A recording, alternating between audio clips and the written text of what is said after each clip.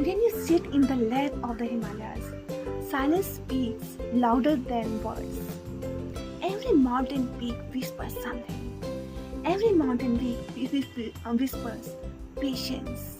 Every breeze carries a lesson of freedom, and every ray of sunlight paints hope on the canvas of the soul. Here in this balcony, surrounded by beauty, I remind myself art is not just created with colors or sketches. It is born from the stillness we allow ourselves to feel.